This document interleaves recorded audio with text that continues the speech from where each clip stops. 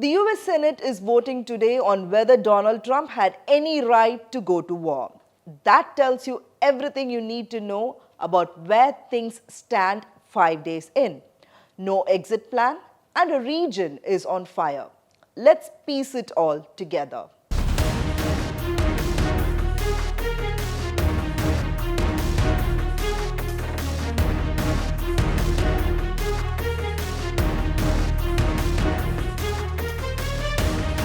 It began on February 28. The United States and Israel launched a joint military operation against Iran. The stated goals: destroy Iran's missile capabilities, wipe out its navy, prevent it from getting a nuclear weapon, and cut off its support to armed groups across the region. Over 2,000 targets have since been struck. US CENTCOM Chief Admiral Brad Cooper put it bluntly: the first 24 hours of this operation were nearly double the scale of the opening strikes on Iraq in 2003. And strikes have not stopped. The first and most consequential casualty was Iran's supreme leader, Ayatollah Ali Khamenei, who was killed in the very first wave. Mojtaba Khamenei, the 56-year-old son of the slain leader, has emerged as the new leader, according to media reports. And the Israeli defense minister has already made clear that whoever the new supreme leader turns out to be, they will be, and in his words, a target for elimination. When asked about who Washington had in mind to lead Iran after the strikes, Trump's answer was chilling.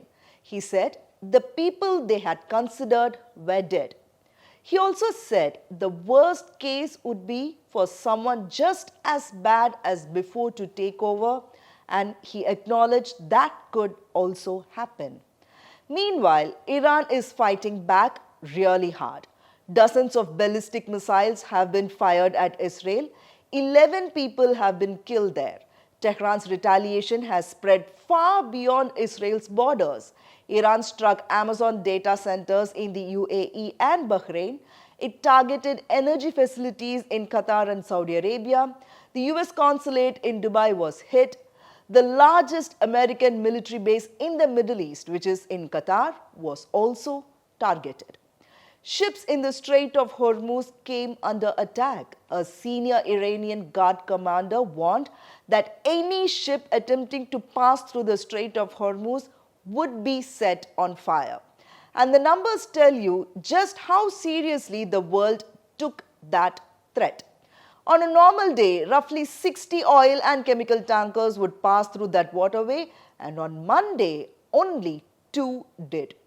Trump responded on Truth Social saying the US Navy would escort tankers through the strait if needed, and that Washington would provide shipping insurance to keep the energy flowing.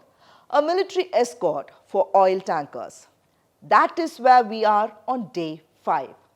Oil and gas prices have surged, stock markets are falling. Above all, the human cost is mounting fast. Over 787 people, including children, have been killed in Iran, according to the Red Crescent. In Lebanon, where Israel has launched strikes against Hezbollah, at least 50 people are dead, and among them 7 were children. An 11-year-old girl in Kuwait City was killed by shrapnel while her country was intercepting Iranian aerial targets. 6 American service members have also been killed, and Trump has already warned that that number will grow. On the diplomatic front, the picture is just as troubled. The US has ordered evacuations of non-emergency personnel from Saudi Arabia, Oman, Kuwait, Bahrain, Iraq, Qatar, Jordan, and the United Arab Emirates. Spain refused to allow the US to use jointly operated bases on its soil for the campaign, and Trump threatened to cut off all trade with Spain in response. And then there is the United States Congress. Senator Elizabeth Warren, after a classified briefing, said the situation is far worse than the public knows. She said the war was launched without any imminent threat to the United States, and that Trump has offered no clear reason for it, and that his administration has no plan on how to end it. A war powers vote in the Senate is happening today. A similar vote in the House follows later this week also. Both face an uphill path in a Republican-controlled Congress, and Trump would almost certainly veto either measure, even if it is passed. India, with nearly 1 crore of its citizens living across the Gulf, issued an alarm and set up a special control room with helplines for Indian nationals.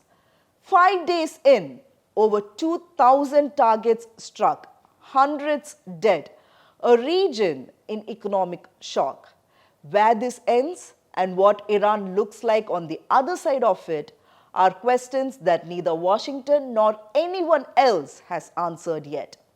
The world is watching, and the stakes could not be higher.